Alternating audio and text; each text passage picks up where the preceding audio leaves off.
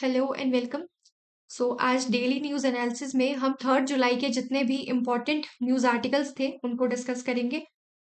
हमारे sources largely same है, वही जो हम यूजुअली इंक्लूड करते हैं, इंडियन एक्सप्रेस, द हिंदू और पीआईबी।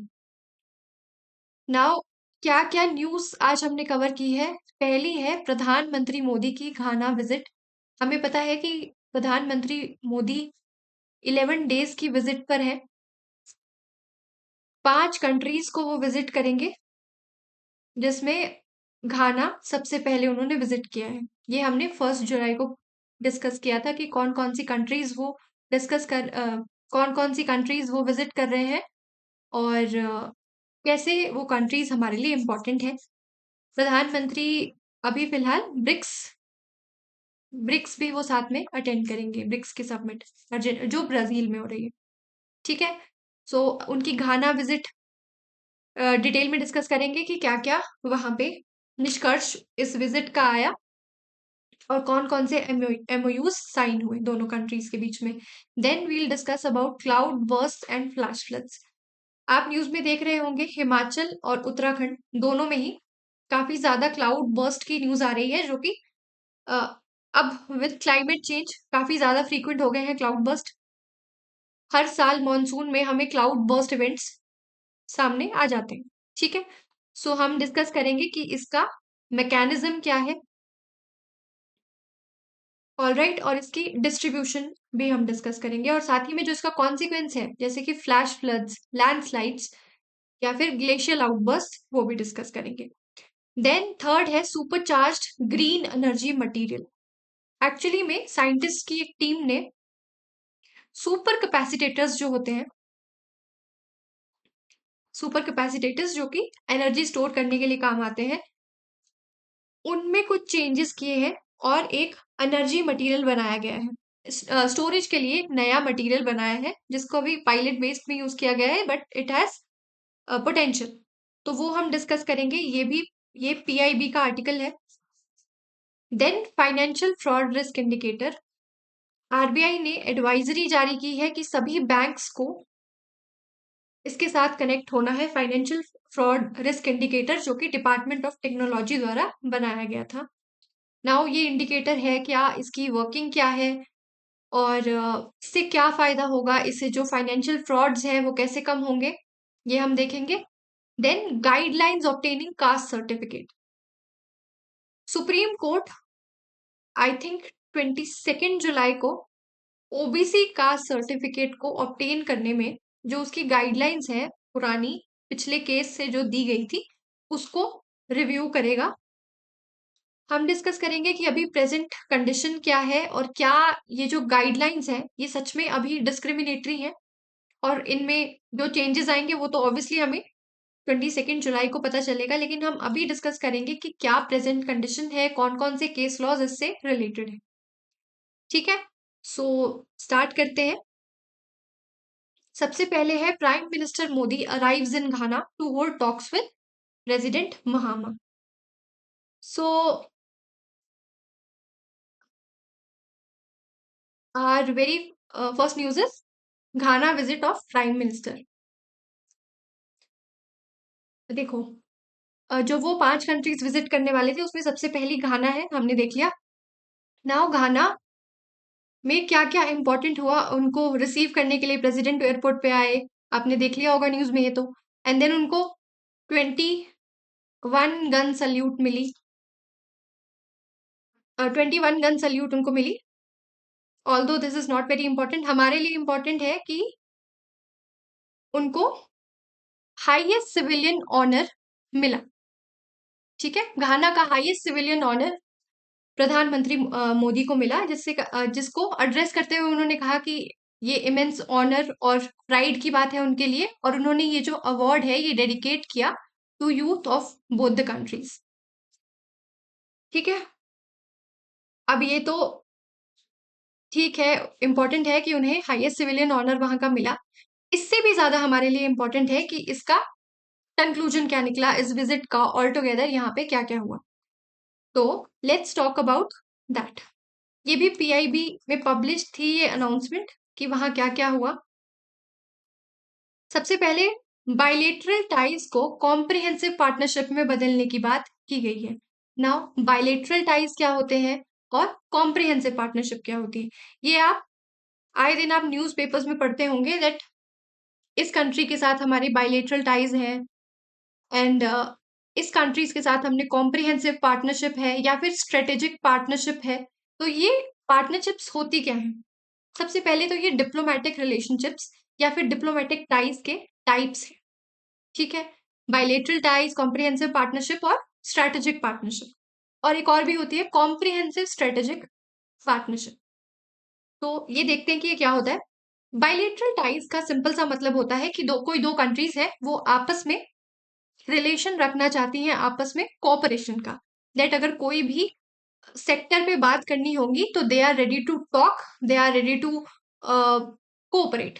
कोऑपरेशन का, कोऑपरेशन और रिलेशन किसी किन्हीं दो कंट्रीज के बीच में होना, इसको हम क्या कहेंगे कि उन दोनों कंट्रीज के बीच में बायलेटरल टाइज है।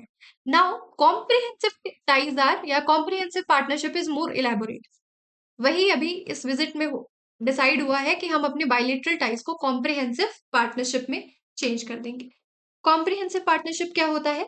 ये भी कोऑपरेशन ही है बेसिकली, बट इसमें कुछ issues, broad range of issues decide किए जाते हैं, और वो इश्यूज किसी काफी सारे सेक्टर्स हो सकते हैं, जैसे ट्रेड हो सकता है या आर्ट हो सकता है, देन सिक्योरिटी हो सकता है। तो इस तरह के कुछ, पर इसमें ये कॉम्प्रिहेंसिव पार्टनरशिप की मेन बात ये है कि इसमें काफी broad range of issues include किए जाते हैं। इसी के विपरीत या इसी के उल्टा स्ट्रेटेजिक पार्टनरशिप, स्ट्रेटेजिक पार्टनरशिप वो नैरो होता है। नैरो एज इन कि उसमें कुछ ही सेक्टर्स पे बात होगी। It can be trade, counter terrorism, security, ठीक है, लेकिन इट इज क्वाइट नैरो। इसमें लिस्ट काफी एग्जॉस्टिव होती है when we talk about comprehensive partnership. Comprehensive partnership में लिस्ट भी काफी ज्यादा कॉम्प्रिहेंसिव होती है। इसमें art, literature, music, heritage, security, काफी एक लंबी चौड़ी सी लिस्ट होती है जिसपे कोऑपरेशन होता है। But when we talk about strategic partnership, ठीक है, जब स्ट्रेटेजिक पार्टनरशिप की बात करते हैं तो लिस्ट नैरो है लेकिन उनपे डीपली फोकस किया जाएगा। ठीक है, तो ये मोटा मोटा सा इन दोनों में फर्क होता है। बायलेटरल टाइज मतलब कि कॉपरेशन, रिलेशनशिप होना, कॉपरेशन होना। कॉम्प्रिहेंसिव पार्टनरशिप मतलब कि एक लिस्ट है, काफी ब्रॉड बेस्ड लिस्ट है जिसपे पार्टनरशिप हो रही है या जिसपे कॉपरेशन हो रही है। जैसे कि साइंस, आर्ट, सिक्योरिटी, इन मुद्दों पे बात हो सकती है। जब हम स्ट्रेटेजिक पार्टनरशिप की बात करते हैं तो ऑल्दो वो नैरो होती है, उसमें काफी स्ट्रेटेजिक मुद्दों पर भी बात होती है जैसे कि ट्रेड, काउंटर टेररिज्म, सिक्योरिटी, लेकिन उन पर काफी अच्छे से फोकस किया जाता है। और एक और जो हमने देखी थी कॉम्प्रिहेंसिव स्ट्रेटेजिक पार्टनरशिप, उसमें क्या होता है कि एक तो ब्रॉड रेंज ऑफ इश्यूज होंगे लेकिन कुछ इश्यूज पर्टिकुलरली ऐसे होंगे जिन पे डीपली फोकस किया जाए। ठीक है, समझ आ गई बात? तीनों आपको क्लियर हुए? बायलेटरल टाइज, कॉम्प्रिहेंसिव पार्टनरशिप और स्ट्रेटेजिक पार्टनरशिप। ठीक है जी, क्लियर है ये बात? तो अभी घाना के साथ हम बायलेटरल टाइज से कॉम्प्रिहेंसिव पार्टनरशिप पे मूव करने की बात कर रहे हैं। देन कौन कौन से एमओयू साइन किए गए हैं दोनों कंट्रीज के बीच? तो एक तो है MOU on cultural exchange programme, CEP, to promote greater cultural understanding and exchanges in art, music, dance, literature, heritage। Cultural exchange programme से समझ आ रहा है कि कल्चर को, कल्चरल सेक्टर में कोऑपरेशन को और ज्यादा इंक्रीज करने की बात हो रही होगी, है ना? नेक्स्ट, नेक्स्ट एमओयू जो साइन हुआ है वो है between bureau of Indian standards and Ghana standards authority. देखो, बीआईएस अगर आपको पता हो तो बीआईएस कौन सी मिनिस्ट्री के अंडर आती है? Ministry of corporate affairs, sorry, ministry of consumer affairs and food and public distribution. ठीक है, इस मिनिस्ट्री के अंडर बीआईएस काम करती है। इसका काम क्या है? स्टैंडर्डाइजेशन और सर्टिफिकेशन का मेनली ये काम करती है। कुछ जो प्रीशियस मेटल्स हैं, जैसे फॉर एग्जांपल गोल्ड, उनकी हॉल मार्किंग का काम भी ये करती है, और ये कुछ सेफ्टी स्टैंडर्ड्स और सेफ्टी सर्टिफिकेशंस भी प्रोवाइड करती है। इसका एक्ट कौन सा है? BIS act 2006। BIS एक्ट 2006 पे ये काम करती है, सॉरी 2016। BIS एक्ट 2016 से इसको लीगल पावर्स मिलती हैं जिससे ये काम करती है। नाउ घाना के साथ हम ये इन दोनों इन दोनों के बीच में मेमोरेंडम ऑफ अंडरस्टैंडिंग क्यों साइन हो रहा है, घाना स्टैंडर्ड्स अथॉरिटी एंड BIS का? क्योंकि अगर आपने 1 जुलाई वाली क्लास अटेंड की हो तो हमने वहां देखा था कि घाना का लार्जेस्ट पार्टनर है, लार्जेस्ट ट्रेड पार्टनर है इंडिया, है ना? लार्जेस्ट ट्रेड पार्टनर इंडिया है, और जिसमें से 70% हम क्या इंपोर्ट करते हैं वहां से? गोल्ड। तो क्योंकि जो ये प्रीशियस मेटल की हॉल मार्किंग और इनकी सर्टिफिकेशन का काम BIS का है, तो इसीलिए एक MOU साइन हुआ है between BIS and Ghana standards authority. समझ आ गई बात? नेक्स्ट है MOU between institute of traditional and alternative medicine. हमारी जो ट्रेडिशनल मेडिसिन की नॉलेज है, बी इट आयुर्वेदा और बाकी जो भी हमारे पास ऑल्टरनेटिव मेडिसिन की नॉलेज है, उस सेक्टर में भी हम घाना के साथ कोलैबोरेट करेंगे, और medicine education, training and research में कोलैबोरेशन होगी। नेक्स्ट है MOU on joint commission meeting. ये MOU साइन हुआ है ताकि रेगुलर बेसिस पर बायलेटरल कोऑपरेशन मैकेनिज्म को रिव्यू किया जा सके और high level dialogue regular basis पर होता रहे। तो घाना विजिट कंक्लूड कर ली हमने। क्या क्या हुआ? Mainly highest civil honour PM Modi को मिला। देन कुछ MOU साइन किए गए, जैसे MOUs on cultural exchange, then MOU between BIS and Ghana standards authority, जो कि मेनली शायद गोल्ड के लिए हुआ होगा, क्योंकि हम काफी ज्यादा मात्रा में गोल्ड घाना से इंपोर्ट करते हैं। ठीक है। देन ट्रेडिशनल मेडिसिन और ऑल्टरनेटिव मेडिसिन में एजुकेशन, ट्रेनिंग, रिसर्च, इन सब सेक्टर्स के लिए एक MOU साइन हुआ। देन एक जॉइंट कमीशन मीटिंग के लिए भी MOU साइन हुआ। और सबसे इंपॉर्टेंटली जो बायलेटरल टाइज थे उनको एलिविएट किया गया कॉम्प्रिहेंसिव पार्टनरशिप में। कॉम्प्रिहेंसिव पार्टनरशिप में एलिविएट करने से अब क्या होगा? एक एग्जॉस्टिव सी लिस्ट बना दी जाएगी और उन सेक्टर्स में अब पार्टनरशिप होगी। ठीक है, समझ आ गई बात? हमने और भी 2 तरह की पार्टनरशिप्स डिस्कस करी, जिसमें स्ट्रैटेजिक पार्टनरशिप और कॉम्प्रिहेंसिव स्ट्रैटेजिक पार्टनरशिप भी थी। अपनी नेक्स्ट न्यूज पे मूव करते हैं। नेक्स्ट है about cloud burst and flash floods. अभी अगर आप न्यूज चैनल्स खोले तो आपको हिमाचल प्रदेश में क्लाउड बर्स्ट की न्यूज मिल जाएगी, या फिर UK में क्लाउड बर्स्ट की न्यूज मिल जाएगी। अगर आपको क्लाउड बर्स्ट नहीं पता है कि क्या होता है, या आपको देखना है कि क्लाउड बर्स्ट कैसे होता है, तो आप HP cloud burst video YouTube पे डाल देना, तो आपको पता चल जाएगा कि क्लाउड बर्स्ट कैसे होता है, और उसी का कॉन्सिक्वेंस होता है फ्लैश फ्लड। ठीक है, अभी देख लेते हैं क्लाउड बर्स्ट होता क्या है। क्लाउड बर्स्ट हिंदी में जिसको कहा जाता है कि बादल फटना। किसी एक जगह पे सुनते हैं हम आए दिन कि वहां पर आज बादल फट गया। नाउ ये बादल फटना क्या है, इसका मैकेनिज्म डिस्कस करते हैं। 2022 में मेंस में ये क्वेश्चन आया था कि क्लाउड बर्स्ट का मैकेनिज्म डिस्कस करो और इंडियन सबकॉन्टिनेंट के कोई एग्जांपल्स डिस्क्राइब करो या दो। ठीक है, तो ये मेंस का क्वेश्चन भी है, PYQ। हम यहाँ पे डिस्कस करते हैं कि ये क्या होता है। देखो, सबसे पहले तो हमें इसकी डेफिनेशन पता होनी चाहिए कि अगर हमें मेंस में भी ये आंसर लिखना है क्लाउड बर्स्ट पे, तो हमें इसकी डेफिनेशन पता होनी चाहिए। तो IMD के अकॉर्डिंग इसकी डेफिनेशन है, ये तो हमें समझ आ रहा है कि बादल फट रहा है, मतलब क्या हो रहा होगा? हैवी रेनफॉल हो रही होगी। नाउ कितनी हैवी? ज्यादा रेनफॉल, फिर कितनी ज्यादा रेन? तो IMD कहता है कि एक अनएक्सपेक्टेड प्रेसिपिटेशन एक्सीडिंग 100 मिलीमीटर और 10 centimetre per hour over a geographical region of approximately 20 to 30 square kilometre. 20 से 30 स्क्वायर किलोमीटर के एरिया में अगर 10 सेंटीमीटर या 100 मिलीमीटर से ज्यादा की बारिश हो रही है 1 घंटे के टाइम पीरियड पे, तो उसको हम क्या कहेंगे कि यहाँ पे क्लाउड बर्स्ट इवेंट हुआ है। या फिर आधे घंटे में अगर 5 सेंटीमीटर पर आवर, 5 सेंटीमीटर अगर आधे घंटे में हो गई है तो भी हम क्या कहेंगे कि यहाँ पे क्लाउड बर्स्ट हुआ है। क्लाउड बर्स्ट एक बहुत ही लोकलाइज्ड इवेंट है। नाउ लोकलाइज्ड कैसे? क्योंकि किसी एक स्मॉल एरिया में बहुत ज्यादा क्वांटिटी में बारिश होती है, उसको हम कहते हैं क्लाउड बर्स्ट। ये एक एक्सट्रीम वेदर इवेंट है और इसका मतलब क्या है? Intense rainfall occurring over a short duration with in a small area. इसकी एक और डेफिनेशन भी है कि एक 10 बाय 10 किलोमीटर के एरिया में अगर 10 सेंटीमीटर रेनफॉल हो रही है 1 घंटे में, तो उसको क्या कहेंगे कि यहाँ पे क्लाउड बर्स्ट का इवेंट हुआ है। अभी रिसेंटली ये जो इवेंट है ये काफी ज्यादा इंक्रीज हो चुके हैं। हम बहुत ज्यादा न्यूज देखते हैं ऐसे इवेंट्स की, और ये ग्लोबल वार्मिंग की वजह से हुआ है। अभी हम इसकी मैकेनिज्म और जब देखेंगे तो आपको समझ आएगा कि ग्लोबल वार्मिंग कैसे क्लाउड बर्स्ट कॉज करती है। नाउ पहले समझ लेते हैं कि क्लाउड बर्स्ट होता क्या है, उसके बाद ये वाला देखेंगे। इसका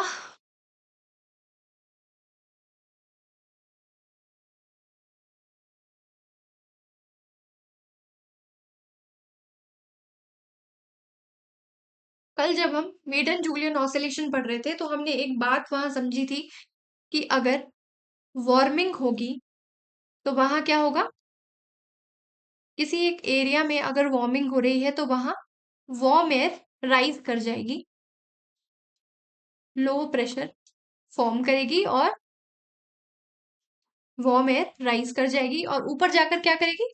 बादल बना देगी, क्योंकि यहाँ पे नॉर्मल लैप्स रेट लगेगा विद एल्टीट्यूड, और यहाँ पे यही जो गर्म हवा यहाँ से गई थी ये ठंडी होके बादल बना लेगी। ठीक है, ये हमने कल पढ़ा था ये मैकेनिज्म जब हम मेडन जूलियन ऑसिलेशन पढ़ रहे थे। अब क्लाउड बर्स्ट इवेंट्स में क्या होता है?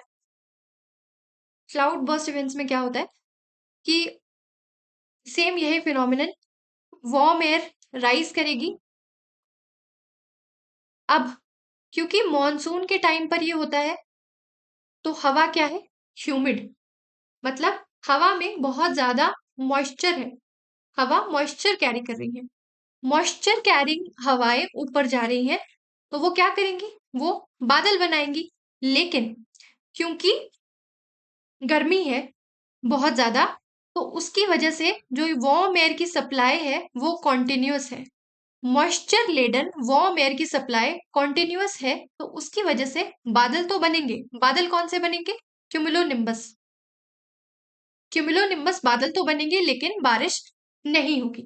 ठीक है, एकदम से बारिश नहीं होगी और ये बादल बहुत हैवी बन जाएंगे और इनकी ड्रॉपलेट्स जो पहले छोटी हैं, बाद में इन्हीं ड्रॉपलेट्स का with time with warm air की कंटिन्यूअस सप्लाई के साथ क्या होगा कि ये जो ड्रॉपलेट्स हैं ये बड़े होते जाएंगे।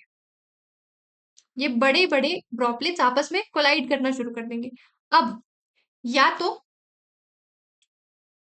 इसके ऊपर जो कोल्ड एयर है, कोल्ड एयर इसको धक्का देगी और जिसकी वजह से ये जो हेवी ड्रॉपलेट्स कैरिंग क्लाउड्स हैं ये एकदम से बारिश कर देंगे, जिसको हम क्लाउड बर्स्ट बोलेंगे। या फिर आपने अगर अगर आपको लाइटनिंग का फिनोमिनन पता है, मैं आपको बताती हूँ। जैसे क्लाउड्स होते हैं तो क्लाउड्स में there is positive charge and negative charge too, क्योंकि क्लाउड्स क्या आइस क्रिस्टल्स के बने होते हैं। ठीक है, तो इसमें पॉजिटिव चार्ज भी होता है, नेगेटिव चार्ज भी होता है। लैंड पे यहाँ पॉजिटिव चार्ज है और एक टाइम पे, और इनके बीच में क्या होता है? Air resistance. लेकिन विद टाइम ये एयर रेजिस्टेंस को ओवरकम करके आपस में कोलाइड करते हैं और जिसकी वजह से लाइटनिंग होती है ना? लाइटनिंग इसकी वजह से होती है और उसी की वजह से जैसे लाइटनिंग के बाद यहाँ की जो एयर है वो एक्सपैंड करती है एकदम से और थंडर की आवाज आती है। आई होप आपको ये वाला फिनोमिनन पता है, दिस इज ज्योग्राफी। बट नहीं भी पता तो इट्स ओके। इतना समझो कि या तो कोल्ड एयर जो इस बादल के ऊपर है वो इसको धक्का देगी और ये जो मॉइस्चर कैरिंग या हेवी ड्रॉपलेट कैरिंग क्लाउड्स है वो बारिश कर देंगे, या फिर लाइटनिंग की वजह से, लाइटनिंग की वजह से मूवमेंट होगी और ये आपस में कोलाइड करके बारिश करेंगे। ठीक है, ये कुछ रीजंस होते हैं क्लाउड बर्स्ट के। समझ आ गई बात? ये इसका मैकेनिज्म है। अब हमारे पास किस किस तरह के क्लाउड बर्स्ट होता है। अभी जो हम क्लाउड बर्स्ट की बात कर रहे हैं, हमने बात की हिमाचल और उत्तराखंड जैसे हेवी हिली एरियाज की हम बात कर रहे हैं। बट उससे पहले लेट्स डिस्कस कि ये प्रोन कहाँ कहाँ है, कौन से एरियाज इंडिया में ऐसे हैं जो क्लाउड बर्स्ट के लिए प्रोन है। सबसे पहले तो हिली एरियाज जैसे कि हिमाचल, उत्तराखंड। आपने कुछ टाइम पहले केदारनाथ में जो क्लाउड बर्स्ट हुआ था, एंड हिमाचल में मंडी का cloud burst, Kullu cloud burst, अगर हम यूट्यूब पे सर्च करेंगे तो आपको वीडियोस दिख जाएंगी। केदारनाथ वाला तो काफी फेमस है ही, प्लस एक और जगह है अमरकंटक प्लेट्यू। अमरकंटक प्लेट्यू पे भी काफी ज्यादा क्लाउड बर्स्ट होता है। यहाँ पे क्लाउड बर्स्ट होने का रीजन क्या है? देखो, यहाँ कहीं अमरकंटक प्लेट्यू है, ये साउथ वेस्ट मानसून की विंड्स यहाँ से आ रही हैं, moisture carrying, moisture carrying winds यहाँ से आ रही हैं, और एक ये बे ऑफ बंगाल वाली विंड के ऑफशूट यहाँ से आ रही हैं, ये आपस में टकराएंगे और एयर के टकराने के कारण क्लाउड बर्स्ट इवेंट हो जाएगा। ठीक है, दोनों तरफ से बादलों को धक्का लगेगा और बारिश हो जाएगी। ठीक है,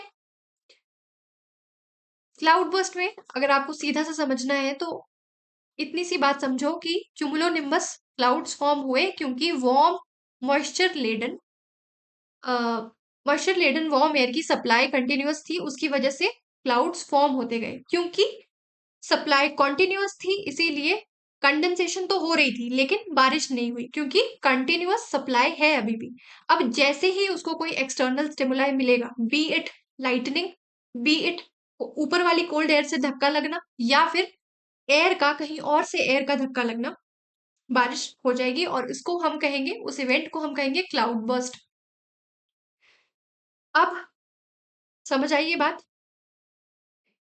अच्छा, जब हम माउंटेन्स की बात करते हैं तो माउंटेन्स में एक और प्रॉब्लम ये भी है कि कई बार बादल यहाँ पहाड़ों के बीच में फंस जाते हैं, वो यहाँ वहां मूव नहीं कर पाते, पहाड़ों के बीच में ही फंस जाते हैं।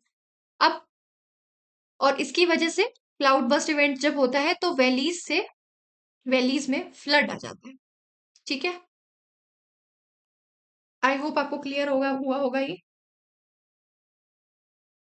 अगर मुझे समराइज एक बार ही करना हो तो मैं फर्स्ट स्टेज लिखूंगी। इसकी फर्स्ट स्टेज क्या है? इसकी यूथ स्टेज, यूथफुल स्टेज या यूथ स्टेज, जिसमें कि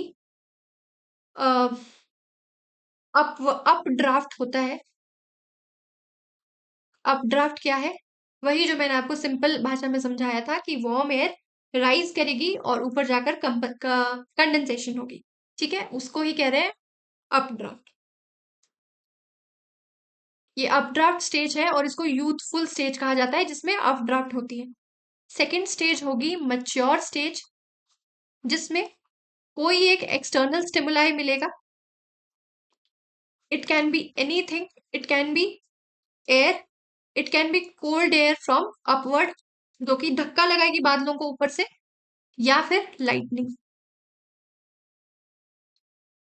ठीक है, अब जब हम बात करते हैं एरियाज लाइक जो प्लेन एरियाज हैं, अगर वहां क्लाउड बर्स्ट होना है तो वहां क्या कन्वेक्शनल होगा, कन्वेक्शनल रेनफॉल होगी या ठीक है, कन्वेक्शनल रेनफॉल, नाम अलग अलग है, फिनोमिनन वही है कि सरफेस वार्म हुआ, उसकी वजह से वार्म एयर राइजेस, क्योंकि उस हवा में मॉइस्चर है वो ऊपर जाएगी, ठंडी हो जाएगी, कंडेंसेशन होगी, बादल बनेंगे, बारिश हो जाएगी। ठीक है, सिंपल सी बात, क्या है ये? Convectional rainfall. लेकिन क्लाउड बर्स्ट इवेंट में क्या होता है? क्लाउड बर्स्ट कॉमन है लेकिन हर बार तो क्लाउड बर्स्ट नहीं होता। क्यों नहीं होता? क्योंकि ये कंडीशंस हर बार सेटिस्फाई नहीं होती। ठीक है, हर बार वार्म एयर की सप्लाई कंटिन्यूअस हो ऐसा जरूरी नहीं है। सेकेंडली, जब हम माउंटेन्स की बात करते हैं तो वहां होगा ओरोग्राफिक रेनफॉल। ओरोग्राफिक रेनफॉल क्या होता है? हमें पता है कि माउंटेन्स ऐसे होते हैं, अब हवा आ रही है, जैसे ही वो पहाड़ से टकराएगी वो एकदम से ऊपर की तरफ राइज करेगी और यहाँ पे बादल बनेंगे। ठीक है, अब यहाँ बादल बनेंगे, उसके बाद वही कोल्ड एयर, ऊपर वाली कोल्ड एयर इसको धक्का देगी और क्लाउड बस्ट हो जाएगा, या फिर लाइटनिंग की वजह से, या फिर कोई एयर आके इससे टकराएगी और बारिश हो जाएगी या क्लाउड बस्ट होगा। ठीक है, तो ये कन्वेक्शनल रेनफॉल, ओरोग्राफिक, और तीसरा थंडरस्टॉर्म। थंडरस्टॉर्म वाला यूजुअली थंडरस्टॉर्म वाला रीजन यूजुअली होता है डेजर्ट्स में। डेजर्ट्स में भी क्लाउड बस्ट इवेंट्स होते हैं, अगर किसी को पता ना हो तो डेजर्ट में भी क्लाउड बस्ट इवेंट होते हैं, बट ये मेनली कॉमन कहाँ है, तो कॉमन है ये हिली एरियाज में और नॉर्थ ईस्टर्न एरियाज, और जो हमारे नॉर्थ ईस्टर्न और नॉर्थ वेस्टर्न एरियाज है वहां बहुत कॉमन है। या फिर अमरकंटक प्लेट्यू, एक डिस्ट्रीब्यूशन मैंने इसकी बताई आपको। अगर आपको बताओ छोटा नागपुर प्लेट्यू, वहां पे थंडर स्टॉर्म्स बहुत ज्यादा होते हैं। वैली ऑफ थंडर भी उसको कहते हैं, छोटा नागपुर प्लेट्यू को। ठीक है, आई होप आपको ये पूरा क्लियर हुआ होगा। आप स्लाइड्स पे चलते हैं और अब समझने की कोशिश करते हैं कि हमें कितना समझ आया। एक्सीडिंग प्रेसिपिटेशन एक्सीडिंग 100 मिलीमीटर और 10 centimetre per hour over a geographical region of approximately 20 to 30 kilometre. अब बात आती है कि क्या हम इसको प्रिडिक्ट नहीं कर सकते, इससे इतना ज्यादा नुकसान होता है, क्या हम इसको प्रिडिक्ट नहीं कर सकते? Now Doppler radars are used to determine velocity of an object. ये बता सकता है, ये 2 घंटा पहले प्रिडिक्ट कर देता है कि हैवी रेनफॉल होगी। आपने देखा होगा जब आईएमडी प्रिडिक्ट करता है तो वो क्या कहता है, लो रेनफॉल, मीडियम रेनफॉल या हैवी रेनफॉल। ठीक है, हैवी रेनफॉल, लो रेनफॉल, हैवी रेनफॉल या वेरी हैवी रेनफॉल। पर वो ये तो नहीं बता पाता कि 100 मिलीमीटर होगी या 10 सेंटीमीटर होगी, इससे ज्यादा होगी, ये तो वो कभी भी प्रिडिक्ट नहीं कर पाते। वो क्वांटिटी नहीं प्रिडिक्ट कर पाते, वो बस इंटेंसिटी समहाउ प्रिडिक्ट कर देते हैं। ठीक है, और ना ही वो वेलोसिटी प्रिडिक्ट कर पाते हैं अगर माउंटेन कोई ऑब्स्ट्रक्ट कर रहा हो सिग्नल। और ये जो क्लाउड बर्स्ट इवेंट्स होते हैं, ये जरूरी नहीं है कि कहीं एक जगह पे ही कन्फाइंड होंगे। बादल बने, उनको धक्का लगा, हो सकता है कि वो वही ना बरस के आगे की तरफ मूव कर जाए और कहीं अलग जगह पे जाके बारिश हो जाए या क्लाउड बर्स्ट इवेंट हो जाए। तो यही कह रहे हैं कि they can develop quickly in one location and then move to another, making it difficult for early prediction. अब इसमें क्लाउड्स कौन से होंगे, हमें पता है क्यूमुलोनिम्बस, क्योंकि जहां पे भी हैवी रेनफॉल की बात आती है तो वहां पे क्यूमुलोनिम्बस ही होते हैं। Then India is considered among the top 5 landslide prone countries in the world. ठीक है, समझ आ गई हमें पूरा, ये समझ आ गया। अब इसकी मिटिगेशन का क्या होगा, अगर हमको इसकी मिटिगेशन लिखनी हो तो देखो, इसको प्रिडिक्ट करना मुश्किल है, बट स्टिल अगर अर्ली वार्निंग सिस्टम्स होंगे तो हेल्प होगी। देन क्लाइमेट चेंज को ही कॉम्बैट करना जरूरी है, क्योंकि ये मेनली क्लाइमेट चेंज की वजह से ही हो रहा है। जो ये हीटिंग हो रही है एरियाज में, ये क्यों हो रही है, ये जो वार्म एयर की सप्लाई इतनी कंटिन्यूअस है, ये कैसे है? क्योंकि ग्लोबल वार्मिंग हो रही है। ठीक है, समझ आ गई बात। मॉनसून्स के टाइम पे ये इवेंट्स होते हैं और ये क्या कॉज करते हैं, then flash floods. Flash flood क्या है, मास मूवमेंट ऑफ डेब्रीज और, ठीक है, अगेंस्ट द ग्रेविटी मूव करना। लैंडस्लाइड्स ही है एक तरह से, बट ये अपने साथ बहुत सारा डेब्रीज और इनफेक्ट लोगों को भी कैरी करते चलते हैं। अगर आप न्यूज फॉलो कर रहे होंगे तो आजकल काफी ज्यादा लोग इसमें बह रहे हैं, फ्लैश फ्लड्स में। सो क्लाउड बर्स्ट इवेंट्स का रिजल्ट है फ्लैश फ्लड्स। लैंडस्लाइड्स या फ्लैश फ्लड्स, इसको क्या कहेंगे? इनफेक्ट जो वायनाड में अभी एक इंसिडेंट हुआ था वो भी यही था कि वो क्लाउड बर्स्ट हुआ था और उसी की वजह से फ्लैश फ्लड अकर हुआ या लैंडस्लाइड्स अकर हुए। ठीक है, समझ आ गया पूरा?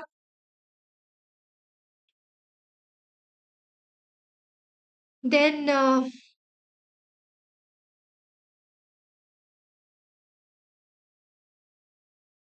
एक क्वेश्चन है ये, एक तो मैंने आपको बता दिया कि 2022 में भी मेंस का क्वेश्चन क्लाउड बर्स्ट पर आया था, जिसमें उन्होंने एक डेकेड के एग्जाम्पल्स पूछे थे, पिछले डेकेड के एग्जाम्पल्स पूछे थे कि क्लाउड बर्स्ट के कौन कौन से इंडिया के एग्जाम्पल्स हैं वो बताओ, एंड इसका मैकेनिज्म एक्सप्लेन करने के लिए किया था। अगर हमको ये क्वेश्चन आता है तो हम कर देंगे इसका मैकेनिज्म एक्सप्लेन। इसकी दो स्टेजेस हम डिस्कस करेंगे जो हमने अभी डिस्कस करी, एक यूथफुल स्टेज, एक मैच्योर स्टेज। मैच्योर स्टेज में क्या होता है, डाउन डाउन ड्राफ्ट, और इसमें क्या होता है, अप ड्राफ्ट। पूरा आप मैकेनिज्म एक्सप्लेन कर सकते हैं अगर आपको ये क्वेश्चन लिखना हो तो,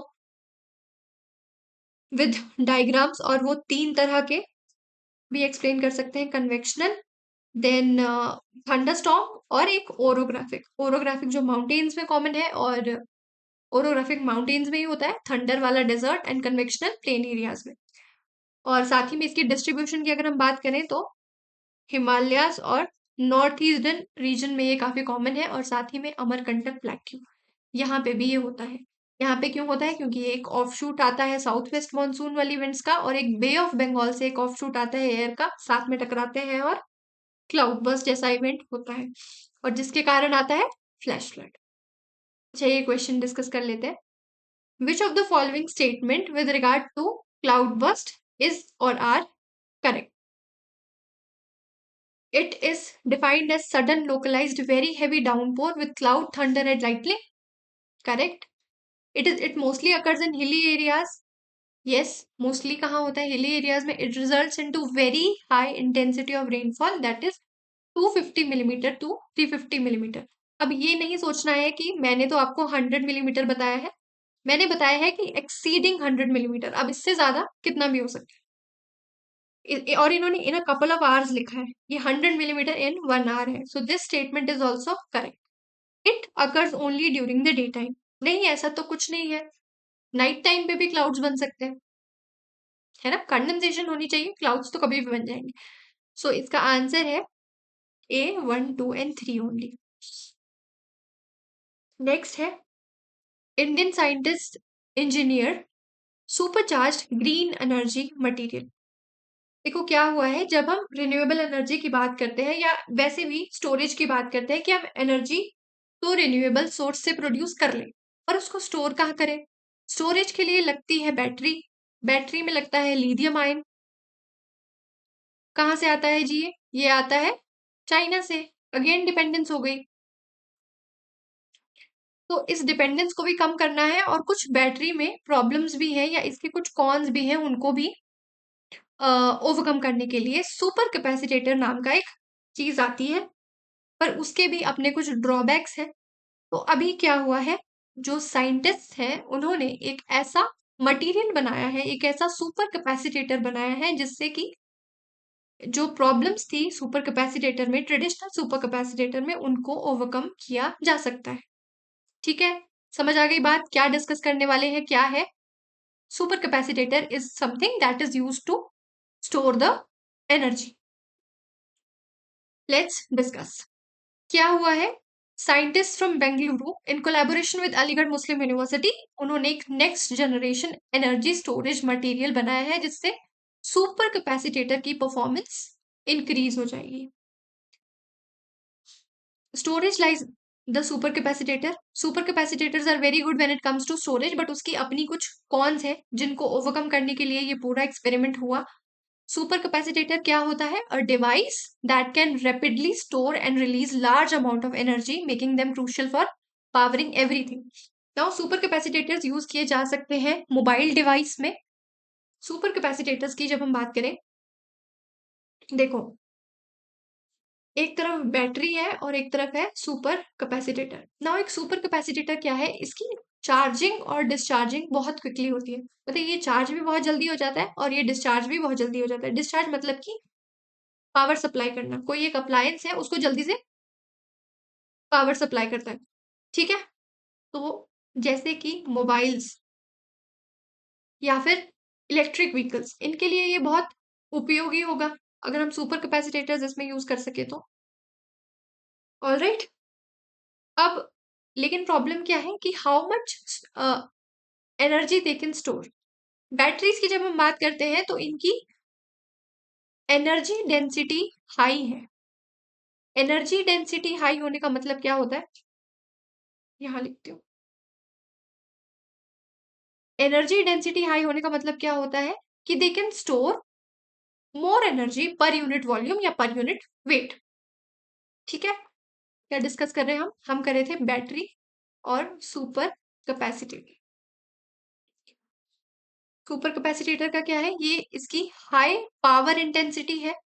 now what is high power intensity, वो जो मैंने बताया कि ये चार्जिंग और डिस्चार्जिंग बहुत क्विकली होती है। ठीक है, बैटरीज में क्या है, इनकी high energy density. Energy density क्या है, एनर्जी डेंसिटी यानी कि ये पर यूनिट वॉल्यूम ज्यादा एनर्जी स्टोर कर सकते हैं। यहाँ पे एक चीज बहुत अच्छी है सुपर कैपेसिटेटर की कि आप बहुत जल्दी वो जो एनर्जी आपने स्टोर की है वो आप यूज बहुत जल्दी कर सकते हैं और रीफिल उसको बहुत जल्दी कर सकते हैं। लेकिन आप लिमिटेशन क्या है कि आप ज्यादा एनर्जी स्टोर नहीं कर सकते। बैटरी में एक चीज बहुत अच्छी है कि आप एनर्जी ज्यादा स्टोर कर सकते हैं।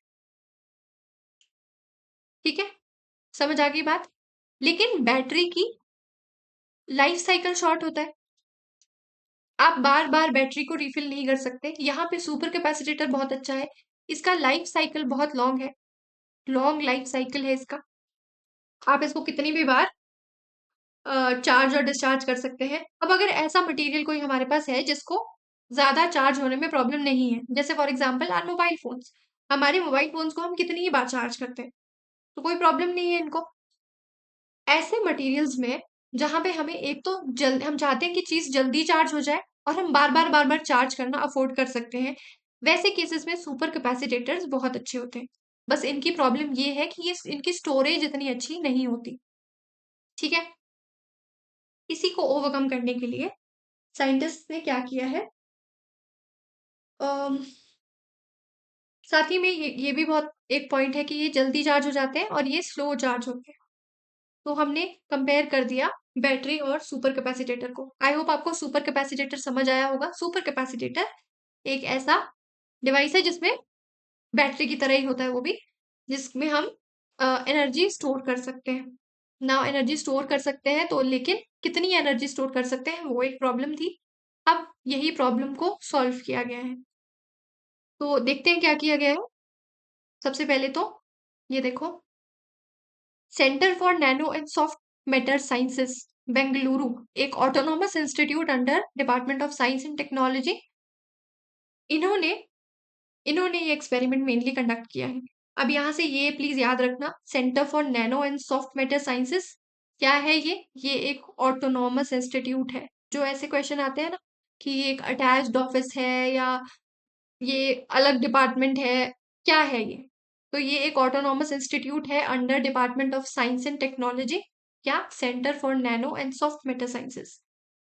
तो इन्होंने बेसिकली क्या किया है, इन्होंने एक सिल्वर सिल्वर नायोबेट एक lead free environmentally friendly material का यूज किया गया है जिसकी इलेक्ट्रिकल कैरेक्टरिस्टिक्स बहुत अच्छी होती है। क्या किया है इन्होंने, इन्होंने ये सुपर कैपेसिटेटर्स में यूज किया जाता है क्योंकि इनकी इलेक्ट्रिकल कैरेक्टरिस्टिक्स अच्छी होती है। एक्चुअली में इसमें जो इस पर्टिकुलर मटेरियल में जो इसका बैंड गैप इतना ज्यादा नहीं होता। बैंड गैप आप समझते हैं, जैसे कि वैलेंस बैंड और कंडक्शन बैंड में ज्यादा गैप नहीं है। अगर कोई नॉन साइंस स्टूडेंट है और समझ नहीं आ रहा है तो ये इंपॉर्टेंट है भी नहीं। ठीक है, ये मैं वैसे ही एक्स्ट्रा नॉलेज बता रही हूँ कि ऐसा कैसे हो सकता है, ऐसा कैसे होता है। आपको बस इतना जान लो कि क्या है, ये जो सिल्वर नायोबेट है इसकी इलेक्ट्रिकल कैरेक्टरिस्टिक्स अच्छी होती है, तो इसीलिए इसको सुपर कैपेसिटेटर्स में यूज किया जाता है। नाउ अभी इन्होंने क्या किया, इन्होंने लेंथेनम लेंथेनम के साथ इसकी डोपिंग करी। डोपिंग मतलब इन्होंने इसमें इसकी मिलावट करी, डोपिंग का मतलब मिलावट बेसिकली। इन्होंने इसमें लेंथेनम को इंजेक्ट किया which is a rare earth element known for its beneficial electronic properties into silver niobate particles. इससे क्या हुआ, जो सिल्वर नायोबेट पार्टिकल थे वो श्रिंक हो गए। अब क्योंकि वो श्रिंक हो गए तो उनका सरफेस एरिया ज्यादा हो गया, अगर आपने नैनो टेक्नोलॉजी पढ़ी होगी, उसकी एक एप्लीकेशन, नैनो पार्टिकल्स की एक एप्लीकेशन ये भी है कि उनका सरफेस एरिया ज्यादा होता है। ठीक है। उसकी सरफेस एरिया ज्यादा होने की वजह से उनकी कंडक्टिविटी भी ज्यादा होती है, वो डिजोल्व जल्दी हो जाते हैं। ऐसा कुछ इसके कुछ इनकी कैरेक्टरिस्टिक्स होती है, या कुछ इनके फायदे होते हैं नैनो पार्टिकल्स के। तो उसकी नैनो प्रॉपर्टी को ही यूज किया गया है सिल्वर नायोबेट को। सिल्वर नायोबेट को डोपिंग की गई लेंथेनम से। लेंथेनम यूज करने से क्या हुआ, वो श्रैंक कर गए इसके पार्टिकल्स, और अब क्योंकि इनका सरफेस एरिया ज्यादा हो गया तो इनकी कंडक्टिविटी भी बढ़ गई, और इनकी सरफेस एरिया ज्यादा मिल गया स्टोरेज के लिए। समझ आ गई बात। सुपर कैपेसिटेटर्स में प्रॉब्लम क्या थी कि सब कुछ अच्छा था, बहुत अच्छा था, लॉन्ग लाइफ थी, चार्जिंग डिस्चार्जिंग जल्दी थी, बस प्रॉब्लम एक थी कि ज्यादा स्टोरेज ज्यादा नहीं थी। अब सिल्वर नायोबेट में लेंथेनम की डोपिंग कर दी गई, जिसकी वजह से इसकी नैनो प्रॉपर्टी यूज करके सरफेस एरिया ज्यादा मिल गया स्टोरेज के लिए। प्रॉब्लम हमारी सॉल्व हो गई। ठीक है। Lanthanum improve the material's ability to conduct electricity, जो मैं आपको बता रही थी कि इसकी इलेक्ट्रिसिटी कंडक्ट करने की पावर भी बढ़ गई, और साथ ही में इसकी एनर्जी चार्ज डिस्चार्ज साइकिल्स की भी जो स्पीड थी वो भी बढ़ गई। और सबसे इंपॉर्टेंट बात हुई कि इसकी एनर्जी स्टोरेज की या एनर्जी रिटेंशन बहुत ज्यादा बढ़ गई। 118% की इसकी एनर्जी रिटेंशन हो गई, जिसकी वजह से जो सबसे इंपॉर्टेंट प्रॉब्लम थी वो हमारी सॉल्व हो गई। देखो, असिमेट्रिक, इन्होंने क्या किया, एक प्रोटोटाइप बनाया जिससे कि इन्होंने एलसीडी को पावर किया। अब जब इन्होंने पावर किया तो इन्होंने देखा कि there is no discharging. Actually ये जो सुपर कैपेसिटेटर्स होते हैं, इनमें एक प्रॉब्लम ये होती है कि ये सेल्फ डिस्चार्ज होते हैं। जैसे हम जब अपना फोन रखते हैं, कुछ फोन्स में ये प्रॉब्लम हो जाती है ना, बैटरी खराब हो जाती है तो वो सेल्फ डिस्चार्ज होने लगते हैं, मतलब विदाउट यूज ही उनकी बैटरी जाने लगती है। तो सुपर कैपेसिटेटर्स का ये एक इशू होता है कि ये सेल्फ डिस्चार्ज बहुत जल्दी होते हैं, जबकि बैटरी इतना ज्यादा सेल्फ डिस्चार्ज नहीं होती। ठीक है। ये भी इनका एक प्रॉब्लम था। तो ये एक्सपेरिमेंट के बाद ये जो सेल्फ डिस्चार्ज वाली प्रॉब्लम थी ये भी सॉल्व हो गई। एनर्जी रिटेंशन बढ़ गया इसका, मतलब कि no self discharge, 0% self discharge, और एनहांस्ड एनर्जी कैपेसिटी या एनहांस्ड पावर डेंसिटी। तो यही इस आर्टिकल में मेनली लिखा गया है। अब इस पर्टिकुलर मटेरियल या इस पर्टिकुलर सुपर कैपेसिटेटर से क्या होगा, हाई एफिशिएंसी स्टोरेज डिवाइसेस मिल जाएंगे, जिससे कि हम पोर्टेबल और नॉन पोर्टेबल दोनों के लिए इनको यूज कर सकते हैं, और साथ ही में जो large scale renewable energy systems है उनकी एनर्जी स्टोर करने के लिए भी हमें हेल्प मिलेगी। All right. क्या क्या याद रखना है, एक तो हमने क्या डिस्कस किया, सुपर कैपेसिटेटर और बैटरी का डिफरेंस हमने डिस्कस किया। साथ ही में हमने लेंथेनम पढ़ा। लेंथेनम क्या है, एक रेयर अर्थ एलिमेंट है जिसकी डोपिंग हुई थी सिल्वर नायोबेट। ठीक है। समझ आ गया पूरा। आई होप आपको क्लियर हुआ होगा ये पूरा का पूरा। ये एक पायलट बेस्ड पे एक प्रोटोटाइप सॉर्ट ऑफ बनाया गया था, अभी इसकी कमर्शियली शुरू नहीं हुआ है, बट कमर्शियली इसको शुरू किया जाएगा, जिससे इसकी एप्लीकेशंस कहाँ कहाँ होगी। जो पोर्टेबल इलेक्ट्रॉनिक्स है, जैसे कि इलेक्ट्रिक व्हीकल्स में सुपर कैपेसिटेटर्स को इंस्टॉल किया जाएगा पावर स्टोरेज के लिए, जिससे वो, क्योंकि उनकी चार्जिंग डिस्चार्जिंग अच्छी है, वो जल्दी से पावर दे भी पाएंगे और जल्दी से चार्ज हो भी जाएंगे, जैसे कि मोबाइल्स जल्दी से चार्ज हो जाएंगे। साथ ही में जो रिन्यूएबल एनर्जी सिस्टम्स है, जैसे फॉर एग्जांपल सोलर एनर्जी के प्लांट्स बड़े बड़े लगा दिए गए, जनरेट हो गई दिन के टाइम पे, अब उसको स्टोर कहाँ करें, तो उसको स्टोर करने के लिए सुपर कैपेसिटेटर्स यूज किए जा सकते। All right.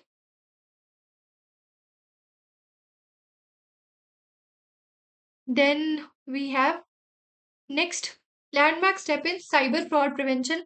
RBI advises banks to integrate Department of Technology, Telecommunication,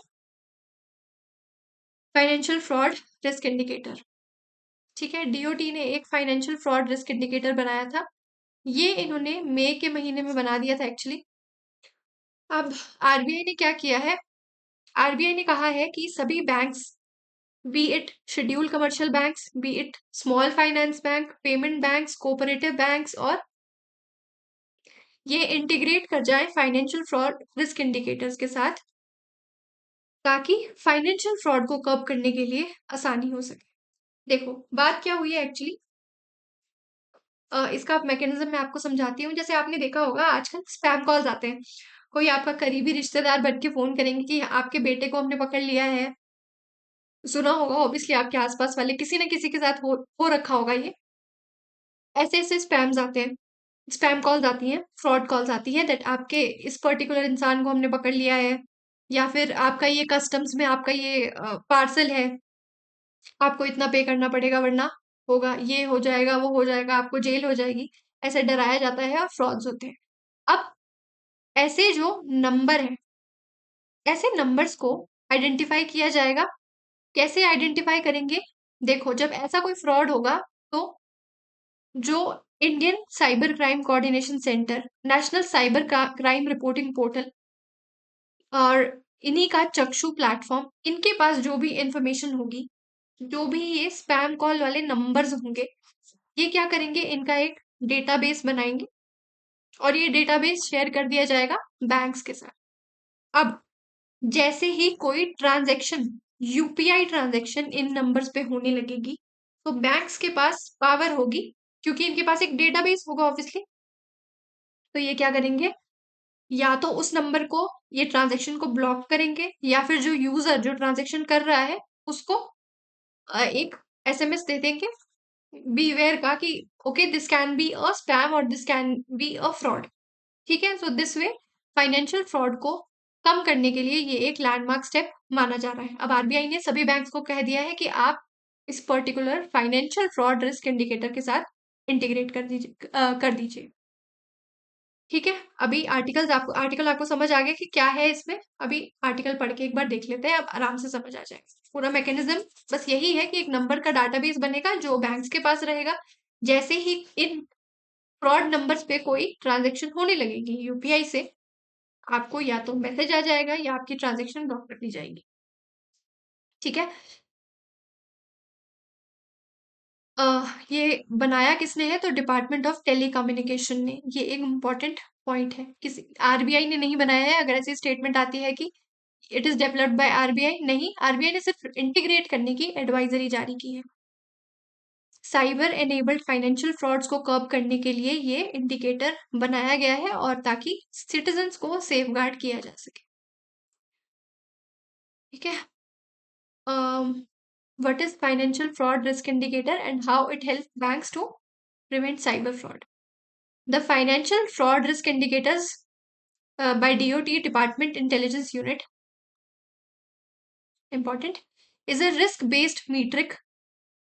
देखो ये क्या करेंगे, ये जो डिजिटल इंटेलिजेंस यूनिट है डीआईयू, एक रिस्क बेस्ड मीट्रिक तैयार करेगा। हाई, लो और मीडियम, लो हाई, लो मीडियम हाई, एक ऐसा नंबर्स को रैंकिंग दी जाएगी कि इसमें इससे इतने स्पैम कॉल्स जा चुके हैं, इतने फ्रॉड कॉल्स जा चुके हैं, ये मीडियम है या ये हाई है, वैसी क्लासिफिकेशन जाएगी। तभी जो हाई वाली होगा उसको तो ट्रांजेक्शन एकदम से जो बैंक्स हैं वो ब्लॉक कर देंगे अपने एंड पे ही, और जो लो है उसमें शायद एसएमएस भेजे जाएंगे। ठीक है, तो मोबाइल नंबर्स के साथ एक रिस्क बेस्ड मीट्रिक बनाया जाएगा, मीडियम, हाई और वेरी हाई इंक्लूडिंग। और ये जो डेटा है ये आएगा कहाँ से, Indian cyber crime coordination centre, national cyber crime reporting portal, या डिपार्टमेंट ऑफ टेलीकम्युनिकेशन का ही अपना चक्षु प्लेटफॉर्म। इनसे जो इंटेलिजेंस इनकी होगी वो शेयर की जाएगी बैंक्स के साथ और जो भी बाकी और फाइनेंशियल इंस्टीट्यूशंस हैं। इससे इनके पास एक डेटाबेस तैयार हो जाएगा, जिससे कि ये आइडेंटिफाई कर पाएंगे कि ये जो मोबाइल नंबर है इसके हाई रिस्क है फ्रॉड होने का। तो ये जो डिजिटल इंटेलिजेंस यूनिट है डिपार्टमेंट ऑफ टेलीकम्युनिकेशन की, ये मोबाइल नंबर रेवोकेशन लिस्ट, ऐसी एक list time to time bank के साथ शेयर करती रहेगी। ऐसे स्टेक होल्डर्स की जिनका या तो केवाईसी नहीं हुआ है, या उनका साइबर क्राइम के साथ कोई लिंक है, या उनकी री वेरिफिकेशन फिर से नहीं हुई है, या मिसयूज का कोई भी कंप्लेंट अगर आई है, तो इनके लिए मोबाइल नंबर रेवोकेशन लिस्ट एक तैयार की जाएगी और क्लासिफिकेशन की जाएगी, जिसमें मीडियम, हाई और वेरी हाई की क्लासिफिकेशन की जाएगी। ठीक है।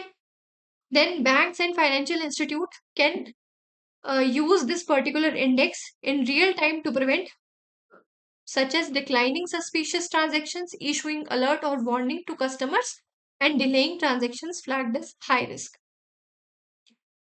आई होप आपको समझ आया होगा। ये पायलट बेस्ड पे काफी ज्यादा, ये फोन पे, पंजाब नेशनल बैंक, एचडीएफसी, इनके साथ अक्रॉस इंडिया ये एक बार ट्राई किया जा चुका है। सो यही है ये दिस पर्टिकुलर इंडेक्स। काफी अच्छा स्टेप है। अगर रिपीटेड नंबर्स है तो उसके केस में तो ये काफी अच्छा स्टेप होगा फ्रॉड, फाइनेंशियल जो फ्रॉड्स होते हैं उनको कर्ब करने के लिए। नाउ ये कुछ पॉइंट्स जिन पे मैंने स्टार मार्क किया है, ये याद रखना। जैसे डिजिटल इंटेलिजेंस यूनिट किसकी है? डिपार्टमेंट ऑफ टेलीकम्युनिकेशन की। और ये जो फाइनेंशियल फ्रॉड रिस्क इंडिकेटर है, इसको किसने डेवलप किया है? डिपार्टमेंट ऑफ टेलीकम्युनिकेशन, आरबीआई ने नहीं किया है। और ये मोबाइल नंबर रेवोकेशन लिस्ट, ये भी दिमाग में रखना कि ये कौन बनाएगा? Digital intelligence unit. ऐसे तो सिंपल ही है, बस वही है कि अगर जैसे ही पता चलेगा कि इस पर्टिकुलर नंबर का हाई रिस्क है कि ये फ्रॉड हो सकता है, तो या तो कस्टमर को मैसेज करके बता दिया जाएगा, अलर्ट दे दिया जाएगा, या फिर उस ट्रांजैक्शन को ही कैंसिल कर दिया जाएगा। नाउ नेक्स्ट और लास्ट हमारी न्यूज है आज की, वो है SC to decide are guidelines for obtaining caste certificate discriminatory. आपको पता होगा कि कास्ट सर्टिफिकेट्स आपके बेसिकली जब हम हमारे सेटअप की बात करें तो हमारे यहाँ जो फादर की कास्ट होती है वो बच्चा इनहेरिट करता है। ऐसा ही होता है। अगर फादर एससी है तो जो बच्चा होगा वो भी, उसको भी एससी का सर्टिफिकेट मिलेगा। ठीक है, यही है। तो इसी को डिस्क्रिमिनेटरी कहा जा रहा है कि अगर कोई इंडिविजुअल है, कोई बच्चा है, उसका जो अपब्रिंगिंग है वो पूरी तरह से उसकी मदर कर रही है, तो फिर जो उसकी मदर का कास्ट सर्टिफिकेट है, फॉर एग्जाम्पल अगर कोई हस्बैंड वाइफ है, हस्बैंड अपर कास्ट को बिलोंग करता है, not upper caste actually, this is a narrative basically. अगर कोई जनरल कैटेगरी को जो फादर है वो बिलोंग करता है, और जो मदर है वो उनके पास schedule caste, schedule tribe, OBC कोई ऐसा सर्टिफिकेट है, तो जो उनका बच्चा होगा वो जेन्युइनली जनरल में से जनरल कैटेगरी को बिलोंग करेगा। लेकिन अगर उसकी जो अपब्रिंगिंग है वो पूरी तरह से उसकी मदद कर रही है, जिसके पास कास्ट सर्टिफिकेट है कोई भी, तो उसको वो कास्ट सर्टिफिकेट मिलना चाहिए। ऐसा ये जो पेटिशनर है इन्होंने कहा है। और कुछ टाइम पहले जो इसको लेके जो रूलिंग्स है वो भी हम डिस्कस कर लेते हैं। ठीक है, बस it is,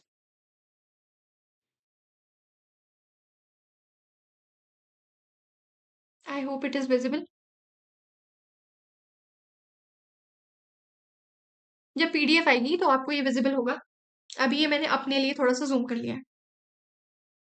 now supreme court ने 22 जुलाई को इसकी सिटिंग होगी और फिर डिसाइड किया जाएगा कि क्या ये गाइडलाइंस डिस्क्रिमिनेटरी हैं। कौन सी गाइडलाइंस हम देख रहे हैं अभी। देखो, एक पीआईएल की गई है जिसमें ये, जिसके बाद ये डिसाइड होना है। जो टेली का रेवेन्यू डिपार्टमेंट है उनकी एग्जिस्टिंग गाइडलाइंस को इसमें चैलेंज किया गया है। एक्चुअली इसमें जो पेटिशनर है, she belongs to Indian air force and she belongs to, I think, OBC category उनका है, and she is raising her sons alone. तो उनका ये कहना है कि आप ये जो कास्ट सर्टिफिकेट है, मेरा कास्ट सर्टिफिकेट मेरे बच्चों को मिलना चाहिए, ये उनका कहना है। क्योंकि मैं उनको भरण पोषण उनका मैं कर रही हूँ। तो इसमें जो कोर्ट की गाइडलाइंस आई हैं वो ये आई है कि ठीक है, मिलना चाहिए, समझ आ गई बात, लेकिन क्योंकि आप डिसएडवांटेज नहीं है, रेदर जो इनकी अपब्रिंगिंग है, आपके बच्चों की अपब्रिंगिंग है, वो डिसएडवांटेज नहीं है, क्योंकि you are an air force officer, तो आप इनको अच्छी अपब्रिंगिंग दे रहे हैं, तो इस वजह से इनको कास्ट सर्टिफिकेट नहीं मिल सकता। तो इन्होंने फर्दर सुप्रीम कोर्ट में ये पिटिशन डाली है, और ऑल टुगेदर पूरी जो गाइडलाइंस है जिस बेसिस पे कास्ट सर्टिफिकेट मिलते हैं, क्या वो डिस्क्रिमिनेटरी है या क्या वो चेंजेस होने चाहिए, इस केस में देखा जाएगा। अभी हम देखते हैं कि एग्जिस्टिंग सिनेरियो क्या है। ठीक है, दिल्ली के रेवेन्यू डिपार्टमेंट के को चैलेंज करते हुए ये हुआ था। इसमें क्या था, अभी जो करंट गाइडलाइंस है उसमें फादर की कास्ट सर्टिफिकेट की कॉपी चाहिए होती है या फिर किसी भी पैटर्नल ब्लड रिलेटिव की कॉपी चाहिए। तो इसमें मदर का कास्ट सर्टिफिकेट नहीं चलता। ठीक है, अब ये कह रहे हैं कि ये तो चाइल्ड के fundamental right to equality and personal liberty के खिलाफ है कि अगर कोई सिंगल मदर अपने बच्चे को रेज कर रही है तो उसकी कास्ट को इनहेरिट करने का ये उसकी पर्सनल लिबर्टी है, ये राइट टू इक्वालिटी है, राइट टू पर्सनल लिबर्टी है कि वो अपनी मदर की कास्ट भी इनहेरिट कर पाए। ठीक है, अब अ, रमेश भाई नायका वर्सेस गुजरात केस 2012 का ये सुप्रीम कोर्ट की जजमेंट आई थी। इसमें इन्होंने कहा था दैट अगर कोई बच्चा है जो कि इंटरकास्ट मैरिज से हुआ है, उसमें उस केस में जो वाइफ होगी उसको हस्बैंड का कास्ट सर्टिफिकेट नहीं मिल सकता। फॉर एग्जाम्पल जनरल कैटेगरी को बिलोंग करती है कोई वाइफ वाइफ जनरल कैटेगरी को बिलोंग करती है और हस्बैंड के पास कोई भी कास्ट सर्टिफिकेट है, SC ST का कोई सर्टिफिकेट उसके पास है, तो वाइफ वो कास्ट सर्टिफिकेट इनहेरिट नहीं कर सकती। ठीक है, समझ आ गई बात। बट जो बच्चा होगा वो कास्ट इनहेरिट करेगा, फादर की ही कास्ट इनहेरिट करेगा। अम, इसके बाद अगर अब प्रॉब्लम कहाँ आती है कि अगर वो कपल डिवोर्स ले ले, नाउ उसके बाद अगर उस चाइल्ड की पूरी तरह से देखभाल कौन कर रहा है, उसकी मदर, और वो बिलोंग करती है किसी SC ST कम्युनिटी को, तो क्या उसके पास राइट्स नहीं होने चाहिए कि वो अपनी मदर की कास्ट को इनहेरिट करे, है ना? बस यही क्वेश्चन है, यही पूरा केस चल रहा है कि उसके पास राइट्स होने चाहिए कि वो अपनी मदर की कास्ट को इनहेरिट कर सके। ठीक है, ये जब PDF आपको मिलेगी तो ये पूरा हाईलाइटेड पोर्शन भी और तब ये विजिबल होगा, अभी शायद आपको विजिबल नहीं हो। ठीक है, so don't worry, rest assured. अब ऐसी मैरिजेस में क्या होगा कि इंटरकास्ट मैरिज हुई, नाउ दे आर सेपरेटेड, तो अब किसकी कास्ट होगी, ऐसे में किसकी कास्ट इनहेरिट बच्चा करेगा, वो कैसे डिसाइड होगा? अगर मदर की कास्ट इनहेरिट करनी है तो ये जो 2012 की जो सुप्रीम कोर्ट की जजमेंट आई थी, इसमें इन्होंने कहा था कि आपको क्या करना पड़ेगा, आपको एविडेंस, सबसे पहले तो एविडेंस शो करना पड़ेगा कि आप पूरी तरह से आपकी जो अपब्रिंगिंग है वो आपकी मदर ने करी है। ठीक है, पहली चीज आपको ये पूरा बताना पड़ेगा कि आपकी मदर जो कि SC ST कम्युनिटी को बिलोंग करती है या डिसएडवांटेज सेक्शन को बिलोंग करती है, आपकी अपब्रिंगिंग पूरी तरह से आपकी मदर ने की है, आपकी फादर का आपकी अपब्रिंगिंग में कोई योगदान नहीं रहा है। ठीक है, इस बेसिस पे आपको मदर की कास्ट इनहेरिट करने का मौका मिल जाएगा, ऐसा सुप्रीम कोर्ट की 2012 की जजमेंट में कहा गया है। समझ आ गई बात, क्या क्या कहा है, क्या इंपॉर्टेंट पॉइंट है? एक तो हस्बैंड की कास्ट वाइफ इनहेरिट नहीं कर सकती, जो चाइल्ड होगा वो हस्बैंड की कास्ट इनहेरिट करेगा, लेकिन अगर मदर उसकी पूरी तरह से उसकी जो पालन पोषण है वो मदर कर रही है तो वो उसकी कास्ट इनहेरिट कर सकता है, बट आपको प्रूव करना पड़ेगा कोर्ट में कि जी आपकी जो पूरी की पूरी अपब्रिंगिंग है वो आपकी मदर ने ही की है, जो कि डिसएडवांटेज सेक्शन को बिलोंग करती है। ठीक है, अभी वही ये जो प्रेजेंट केस जो चल रहा है which is Delhi high court में, सुप्रीम कोर्ट में अब रूलिंग आएगी अभी, सिंगल जज bench of Delhi high court in Rumi Chaudhary versus department of revenue government of national capital territory of Delhi 2019 में इन्होंने यही कहा था कि ठीक है, प्रेजेंट गाइडलाइंस ये है कि अगर मदर ने पूरी तरह से अपब्रिंगिंग करी है तो कास्ट सर्टिफिकेट मिल जाएगा, लेकिन क्योंकि आप डिसएडवांटेज सेक्शन को बिलोंग, मतलब आप इनकी अपब्रिंगिंग इतनी डिसएडवांटेजेस नहीं रही है या इनको कोई इतनी प्रॉब्लम हार्डशिप्स इन्होंने फेस नहीं की है, तो रेदर देन कास्ट आपका इकोनॉमिक बैकग्राउंड भी मैटर करता है, और साथ ही में अगर ऐसा करने से क्या होगा, देखो, क्योंकि आप जो आपने अपब्रिंगिंग अपने बच्चों को दी है उसमें कोई डिप्राइवेशन या डिसएडवांटेजेस वो अपब्रिंगिंग नहीं रही, तो उसकी वजह से जो कोई जेन्युइन बंदा होगा, जेन्युइन एससी पर्सन होगा, जिसको जो सच में डिसएडवांटेजियस सेक्शन को बिलोंग करता होगा, उसको सीट नहीं मिलेगी। ठीक है, तो इसकी वजह से हाई कोर्ट के जो सिंगल जज बेंच में ये रूलिंग आई कि अ, जो पिटिशनर है रूमी चौधरी, इनके सन इनका कास्ट सर्टिफिकेट इनहेरिट नहीं कर सकते। ठीक है, लेकिन इसका मतलब ये नहीं है कि किसी भी मदर का नहीं कर सकते। इनफैक्ट एक इन्होंने केस स्टडी दी है 2024 में गुवाहाटी हाई कोर्ट में, in Smriti uh, Smriti case versus the state of Assam. इस पर्टिकुलर केस में 2024 का ये केस है। इसमें गुवाहाटी हाई कोर्ट ने क्या कहा, इनकी जूनियर ग्रेड ऑफिसर की जॉब इनको मिली थी ओबीसी सर्टिफिकेट पे, और इनका ओबीसी सर्टिफिकेट इनकी मदर का था। नाउ इन्होंने इसकी वैलिडिटी चेक की गई और कहा गया कि हाँ, एक तो इनकी मदर ने ही इनकी पूरी तरह से अपब्रिंगिंग की है, और इनकी मदर बिलोंग करती है डिसएडवांटेजियस सेक्शन को। ठीक है, तो इसकी वजह से इनकी जो कास्ट सर्टिफिकेट की वैलिडिटी थी वो अपहेल्ड कर दी गई थी।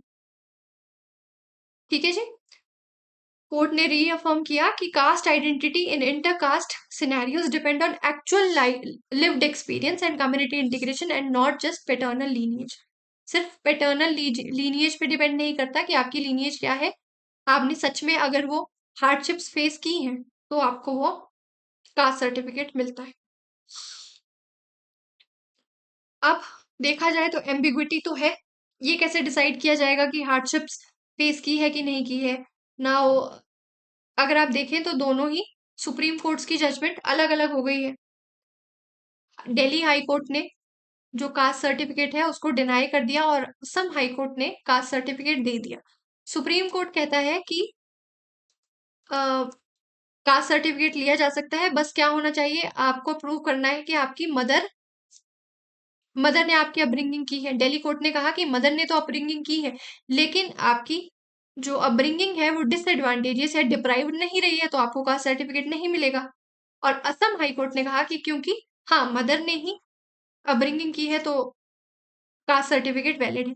तो आप देखें कि काफी एम्बिग्विटी है इस कास्ट सर्टिफिकेट को लेके, और ये एक तरह से डिस्क्रिमिनेटरी भी इसको कहा जा रहा है कि देखो, फॉर एग्जाम्पल किसी के फादर के पास एससी या एसटी सर्टिफिकेट है, उसमें तो ये नहीं देखा जाता कि आपकी जो अपब्रिंगिंग है वो डिप्राइव्ड है कि नहीं। जो क्रीमी लेयर की हम बात करते हैं, क्रीमी लेयर पूरी तरह से तो अप्लाई नहीं होती है ना।